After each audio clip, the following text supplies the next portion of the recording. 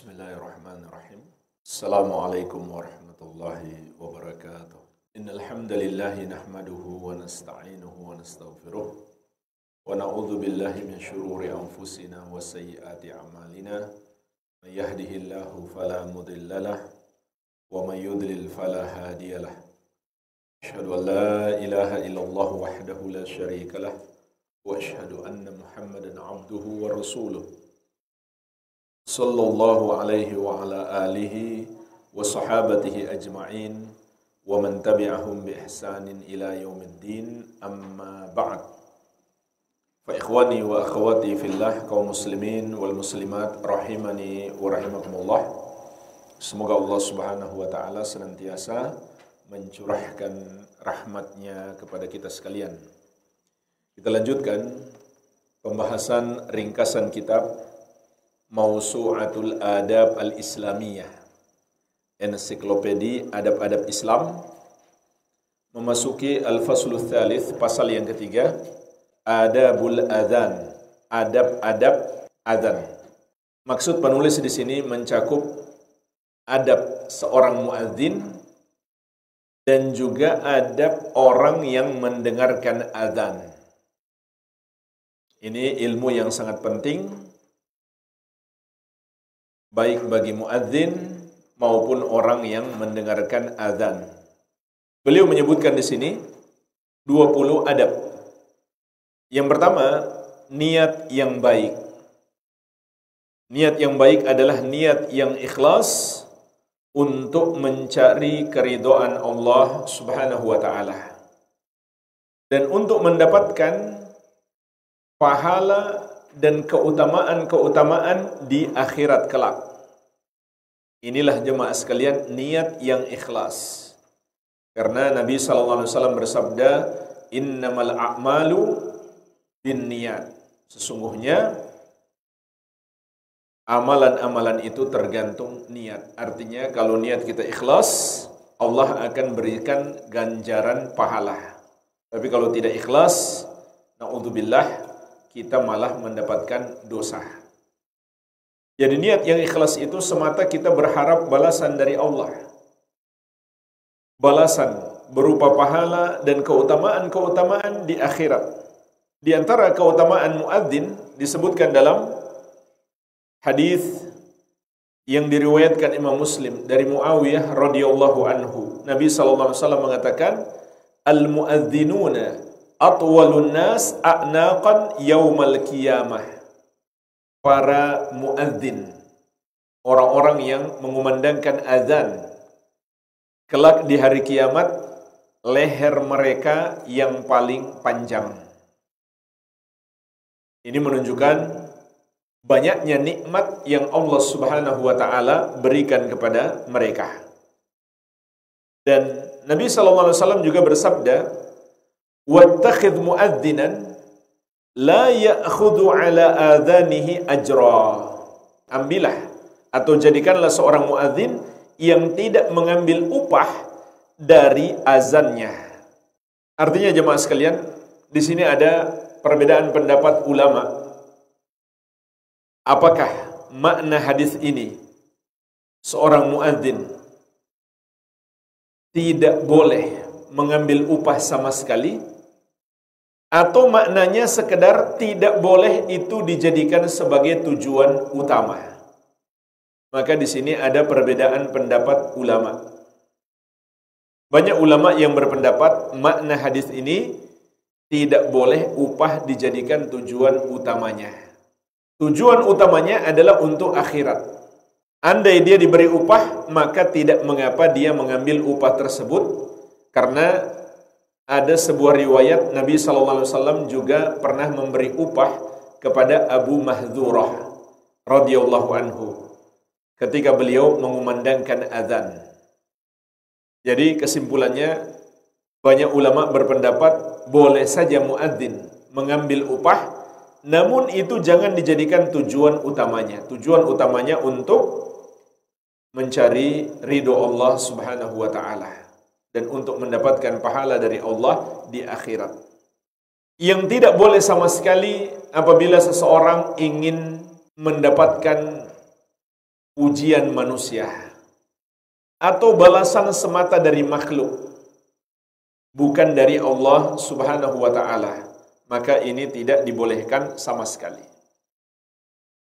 Dan kalau niatnya murni untuk akhirat, agar Allah memberi balasan di akhirat, maka pahalanya sempurna. Adab yang kedua, memperhatikan waktu. Muadzin harus benar-benar memperhatikan waktu. Kapan saja sudah masuk waktu solat, hendaklah dia segera mengumandangkan azan. Jadi, jangan sampai dia azan sebelum masuk waktu solat. Jangan sampai juga sudah lama waktu solat masuk, baru dia azan. Tapi di awal waktu solat. Ini amanah di pundak seorang muadzin. Dalam sebuah hadis yang diriwayatkan Abu Daud dan Tirmidzi dari Abu Hurairah radhiyallahu anhu, Rasulullah sallallahu alaihi wasallam mengatakan, "Al-imamu dhaminun wal muadzinu mu'tamanun. Allahumma arsyidil a'immah waghfir lil muadzinin." Imam itu adalah penjamin dan muadzin adalah yang diberi amanah.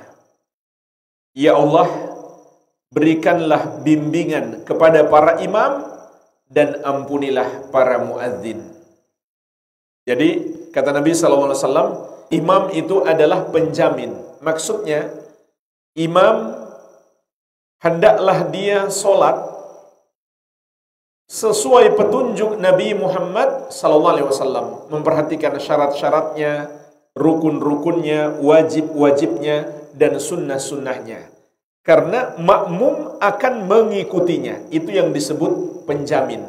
Sebab dia seakan menjamin solatnya makmum. Sedangkan muadzin yang diberi amanah, di antara maknanya adalah dia harus memperhatikan waktu solat, sehingga dia azan tepat pada waktunya. Kemudian hadis ini juga menjelaskan keutamaan imam dan muadzin. Nabi SAW mendoakan, Allahumma arsyidil a'immah. Ya Allah, berikanlah petunjukmu kepada para imam. Waghfir lil muadzinin, dan ampunilah para muadzin.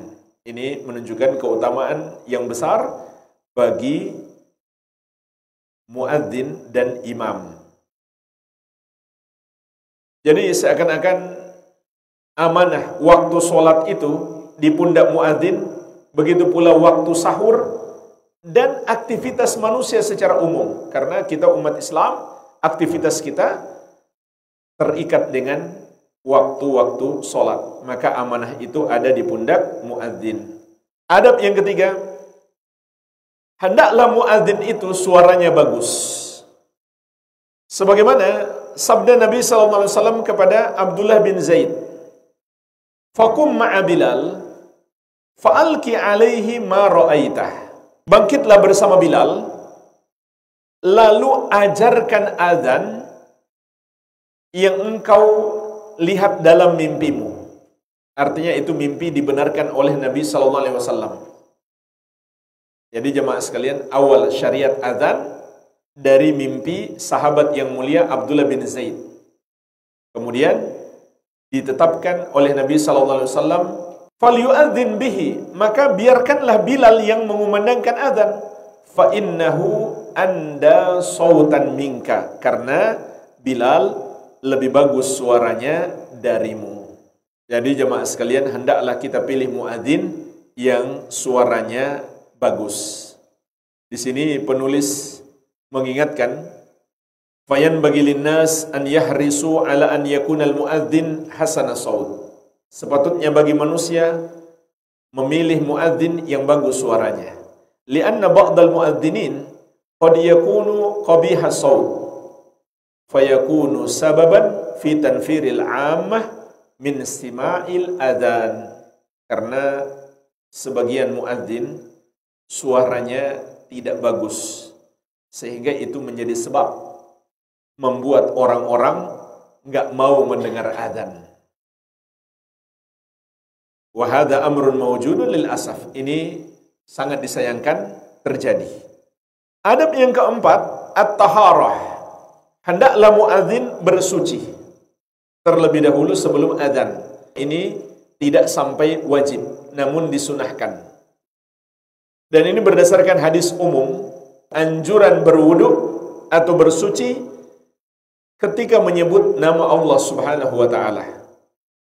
Dalam sebuah hadis yang diriwayatkan Abu Daud dari sahabat yang mulia Al-Muhajir bin Kunfuz radhiyallahu anhu, bahwasanya Nabi sallallahu alaihi wasallam bersabda, "Innahu lam yamna'ni an arudda 'alaika illa anni karihtu an adhkurallaha illa 'ala taharatin." Sesungguhnya tidak ada yang menghalangi aku menjawab salammu, melainkan aku tidak suka menyebut nama Allah kecuali dalam keadaan sudah bersuci. Sehingga Nabi SAW ketika itu berwudu terlebih dahulu, kemudian beliau jawab salamnya. Maka demikian pula ketika kita mengumandangkan adzan, kita menyebut nama Allah, hendaklah kita bersuci terlebih dahulu. Namun ini hukumnya sunnah, tidak sampai wajib. Kemudian adab yang kelima, hendaklah mengumandangkan adzan di tempat yang tinggi.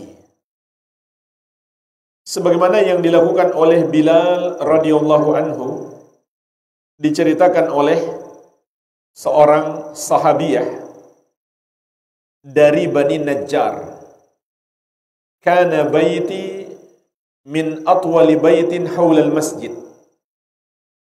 Dahulu rumahku termasuk rumah yang paling tinggi di sekitar masjid. Wa kana Bilal yu'adzinu alaihi al-fajr. Maka Bilal mengumandangkan azan di atas rumahku. Ketika itu azan solat subuh. Jadi anjuran menaiki tempat yang tinggi agar suaranya lebih terdengar. Tapi di masa sekarang hal tersebut tidak diharuskan, sebab kita punya pengeras suara yang bahkan jauh lebih besar suaranya dibandingkan seseorang naik ke atap masjid misalkan. Adab yang keenam, mengumandangkan azan dalam keadaan berdiri. Dalam hadis Abu Qatadah radhiyallahu anhu diriwayatkan Al-Bukhari dan Muslim, Nabi sallallahu alaihi wasallam berkata, "Ya Bilal, kum fa'adzin bin nasi bis salati." Wahai Bilal, berdirilah lalu kumandangkan azan kepada manusia untuk salat. Dan ini termasuk sunnah berdasarkan ijma ulama. Adab yang ketujuh, mengeraskan suara. Oleh karenanya termasuk sunnah juga memasukkan dua jari ke telinga agar suara lebih keras, sebagaimana yang dilakukan oleh Bilal radhiyallahu anhu. Diriwayatkan Imam Ahmad dan Tirmidzi dari Abu Juhaifah radhiyallahu anhu, beliau mengatakan, kana Bilalun idza adzana wada'a usbu'aihi fi udhunaihi. Bilal apabila mengumandangkan azan, beliau meletakkan dua jarinya kedua telinganya. Itu tujuannya agar suara lebih keras. Jadi ini dua sunnah sekaligus. Meletakkan dua jari ke telinga dan mengeraskan suara. Adab yang ke-8, melafazkan azan dalam jumlah genap dan iqamah dalam jumlah ganjil. Sebagaimana dalam hadis riwayat Muslim dari Anas bin Malik radhiyallahu anhu, umira Bilalun an yushaffi al-adhan wa yutir al-iqamah.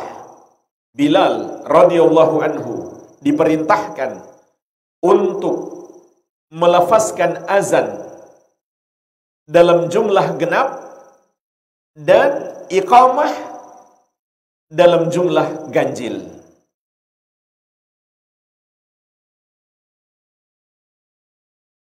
Lalu seperti apa lafaz iqamah dan azan itu?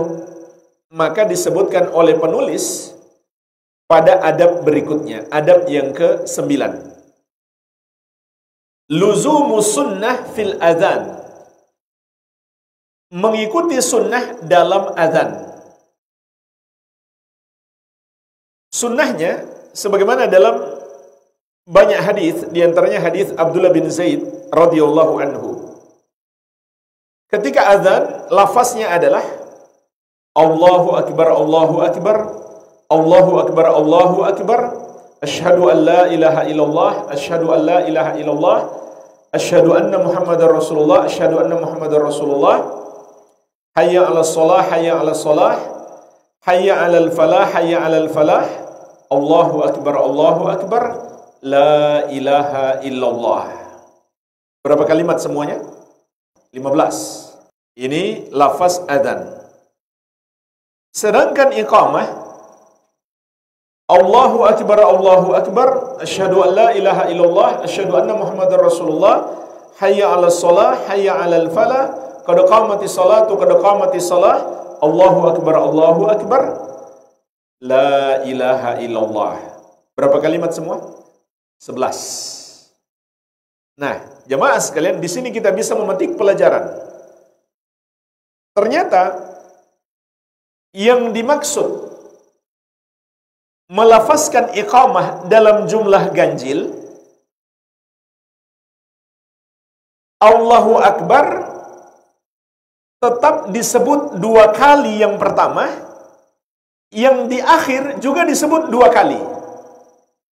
Jadi meskipun Nabi SAW memerintahkan Bilal untuk mengucapkan lafaz dalam jumlah ganjil, tapi dalam prakteknya lafaz Allahu Akbar di awal 2 kali dan di akhir juga sebanyak 2 kali.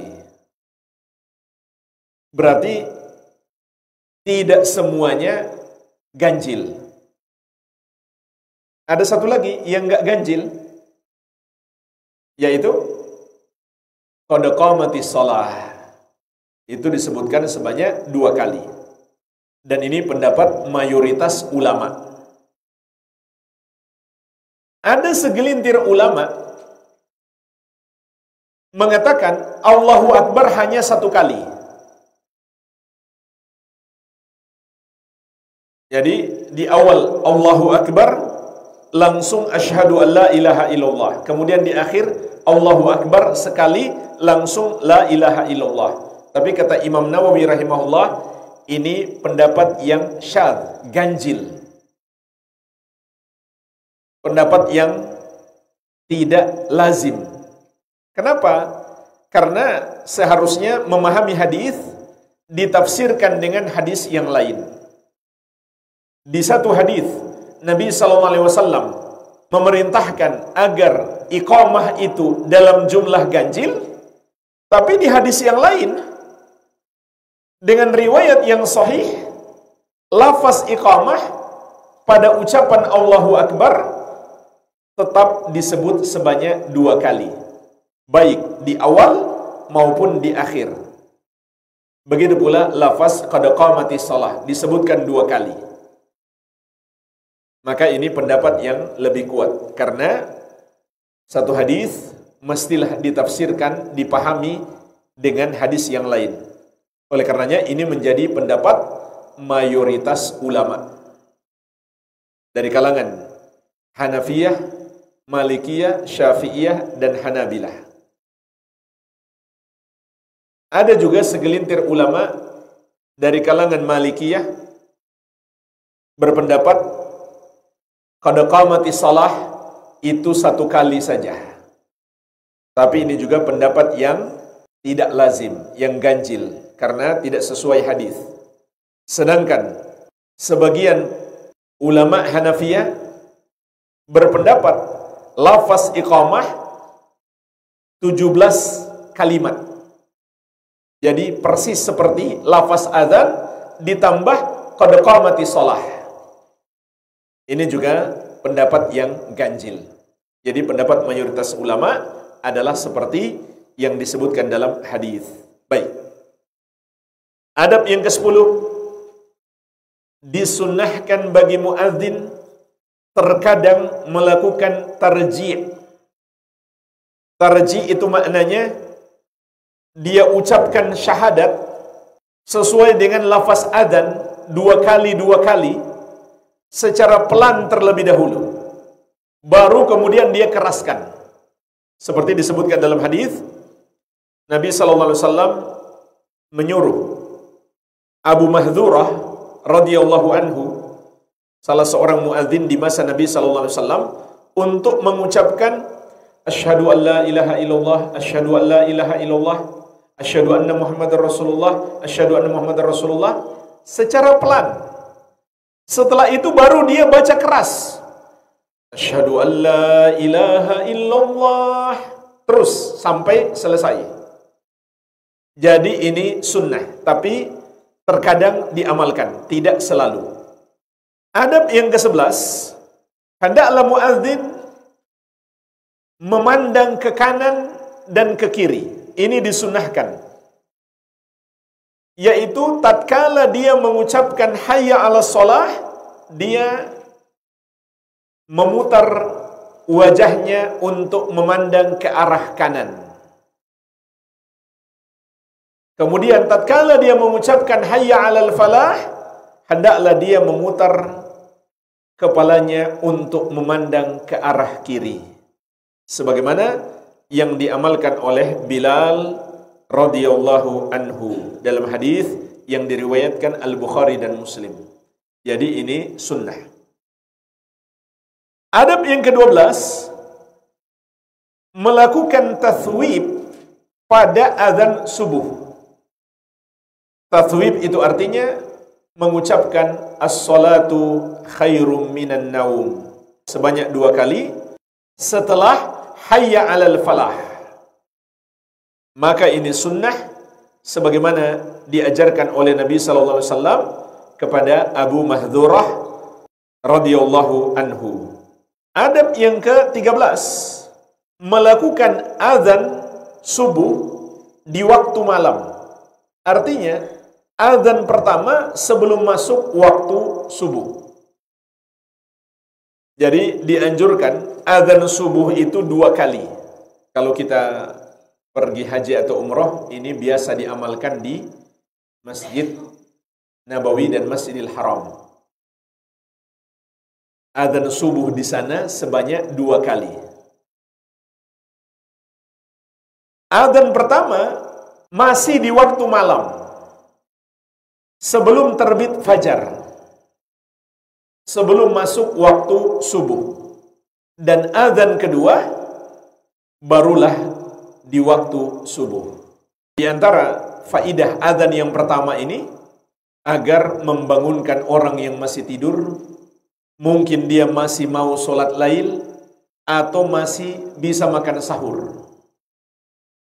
Dan yang tadinya sholat malam, agar dia bisa beristirahat sebentar untuk persiapan sholat subuh. Nabi SAW bersabda, Inna Bilalan yu'adzin bilailin.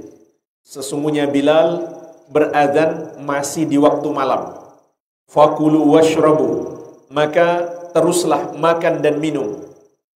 Hatta yu'adzina Ibnu Ummi Maktum, sampai Ibnu Ummi Maktum mengumandangkan azan. Berarti itu sudah masuk waktu subuh. Jadi ini sunnah. Namun sangat disayangkan di negeri kita jarang diamalkan. Ini patut kita sebarkan sunnah ini agar diamalkan di masjid-masjid kita. Dan pertanyaannya, as-salatu khairu minan naum, kapan diucapkan? Pada azan pertama atau azan kedua? Yang benar azan kedua, sebagaimana disebutkan dalam riwayat yang sahih. Azan kedua barulah membaca as-salatu khairum minan naum, bukan azan yang pertama. Memang ada satu lafaz hadis menyebutkan pada azan yang pertama, tapi maksud azan yang pertama itu kata para ulama Adzan yang sebelum qomat. Adzan kedua, tapi disebut adzan pertama karena dia dilakukan sebelum qomat. Dan qomat disebut juga adzan. Adab yang ke-14, membalas atau mengucapkan seperti yang diucapkan oleh muadzin. Inilah sunnah bagi yang mendengar adzan. Sebagaimana dalam hadis Bukhari dan Muslim dari Abu Sa'id Al-Khudri radhiyallahu anhu, Nabi sallallahu alaihi wasallam bersabda, "Idza sami'tumun nida faqulu mithla ma yaqulul muadzin." Kalau kamu mendengar adzan, maka ucapkanlah seperti yang diucapkan oleh muadzin. Ini sunnah bagi kaum muslimin yang mendengar adzan. Hendaklah mereka menjawab panggilan adzan tersebut, yaitu mereka jawab seperti yang diucapkan oleh muadzin. Karena kata Nabi SAW, faqulu mithla ma yaqulul muadzin. Ucapkanlah seperti yang diucapkan oleh muadzin, yaitu muadzin mengucapkan Allahu Akbar, Allahu Akbar, kita pun menjawab Allahu Akbar, Allahu Akbar. Kecuali pada lafaz hayya 'alas shalah dan hayya 'alal falah, maka yang kita ucapkan adalah la haula wala quwwata illa billah. Dan ini juga sekaligus doa memohon pertolongan kepada Allah agar kita mampu menegakkan solat dan meraih kemenangan. Lalu bagaimana dengan as-salatu khairum minan naum? Maka di sini ada sebuah riwayat, idza sami'tumul muadzin yuthawwibu bis salati faqulu kama yaqul. Kalau kamu mendengarkan muadzin mengucapkan as-salatu khairum minan naum, maka ucapkanlah seperti yang dia ucapkan. Ucapkan as-salatu khairum minan naum. Jadi jawabannya juga sama. Yang berbeda hanya hayya 'alas shalah dan hayya 'alal falah. Adab yang ke-15, juga dianjurkan mengucapkan wa ana. Berdasarkan sebuah hadis, kana idza sami'al muadzin yatashahhad qala wa ana. Nabi sallallahu alaihi wasallam ketika mendengarkan muadzin, beliau bertasyahud, ikut bersyahadat dengan mengucapkan wa ana. Maksudnya, ketika muadzin mengucapkan asyhadu an la ilaha illallah, kita katakan wa ana, aku juga bersaksi. Begitu pula muadzin mengucapkan asyhadu anna Muhammadar Rasulullah, kita juga mengatakan wa ana, aku juga bersaksi. Barangkali maksud hadis ini boleh kita ucapkan secara lengkap asyhadu an la ilaha illallah, atau disingkat sekedar mengucapkan wa ana, aku juga bersaksi, seperti yang disaksikan oleh muadzin. Jadi ini pernah diucapkan oleh Nabi sallallahu alaihi wasallam. Adab yang ke-16, bersalawat kepada Nabi Muhammad sallallahu alaihi wasallam. Sebagaimana dalam hadis, idza sami'tumul muadzin faqulu mithla ma yaqul thumma sallu alayya. Kalau kalian mendengarkan muadzin, maka ucapkan seperti yang dia ucapkan, kemudian bersalawatlah kepadaku. Jadi ucapkan salawat kepada Nabi Muhammad sallallahu alaihi wasallam setelah menjawab adzan. Adab yang ke-17, membaca doa setelah adzan. Sebagaimana sabda Nabi sallallahu alaihi wasallam, "Man qala hina yasma'un nida." Barang siapa mengucapkan doa ketika dia mendengar adzan. Maksudnya setelah adzan. Allahumma rabb hadhihi ad-da'wati tammah. Ya Allah, pemilik seruan yang sempurna ini. Wassalatil qa'imah, dan solat yang akan ditegakkan.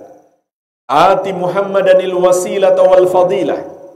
Berikanlah al-wasilah dan al-fadilah kepada Nabi Muhammad sallallahu alaihi wasallam. Wa ba'athhu maqaman mahmudan alladhi wa'adtah. Dan bangkitkanlah beliau pada kedudukan yang terpuji yang telah engkau janjikan. Maka kata Nabi sallallahu alaihi wasallam, barang siapa membaca doa ini, halat lahu syafaati yaumal qiyamah. Halal baginya mendapatkan syafaatku di hari kiamat. Jemaah sekalian, yang dimaksud dengan wasilah itu adalah kedudukan yang tinggi di surga. Sedangkan fadilah, keutamaan, artinya yang melebihi seluruh makhluk. Sedangkan yang dimaksud dengan kedudukan yang terpuji, artinya beliau akan memberi syafaat di hari kiamat. Inilah jemaah sekalian, lafaz doa setelah adzan. Di sini penulis juga menyebutkan lafaz doa yang lain. Man qala hina yasma'ul muadzin. Barang siapa membaca ketika dia mendengar muadzin. Wa ana asyhadu an la ilaha illallah wahdahu la syarikalah. Dan aku bersaksi tidak ada yang berhak disembah kecuali Allah yang satu saja, tidak ada sekutu baginya. Wa asyhadu anna Muhammadan abduhu wa rasuluh, dan aku bersaksi bahwasanya Muhammad adalah hamba Allah dan rasulnya. Raditu billahi rabban, aku ridho Allah sebagai Rabb, wa Muhammadir rasulan, dan Muhammad sebagai rasul, wa bil islami dinan, dan Islam sebagai agama.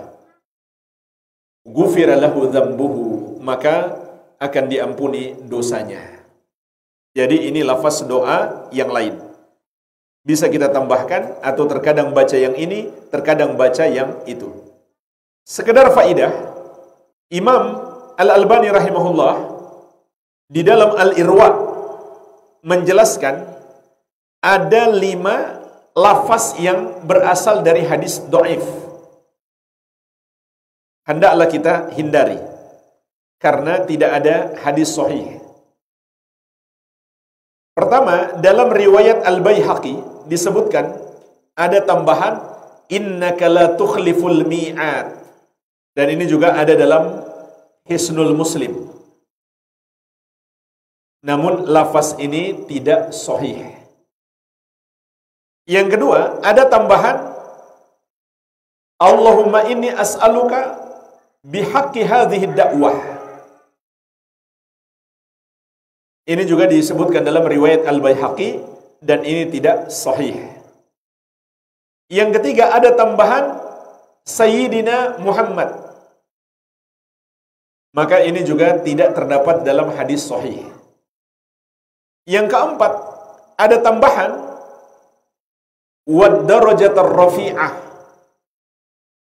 dan berikanlah kepada Nabi derajat yang tinggi. Ini juga dhaif dalam riwayat Ibnu Sunni. Kemudian yang kelima, ini yang terakhir, dalam riwayat Ar-Rafi'i dalam kitab Al-Muharrar ada tambahan ya arhamar rahimin. Maka ini hadisnya dhaif. Kita masuk adab yang ke berapa? 18 ya. Baik. Dianjurkan berdoa antara adzan dan iqamah. Artinya dianjurkan kita memperbanyak doa setelah kita sholat sunnah atau di dalam sholat sunnah kita. Dan itu yang lebih afdal, di dalam sujud atau setelah tasyahud sebelum salam. Karena ada sebuah hadis Nabi SAW mengatakan ad-du'a'u la yuraddu bainal adzan wal iqamah. Doa di antara adzan dan iqamah tidak akan ditolak.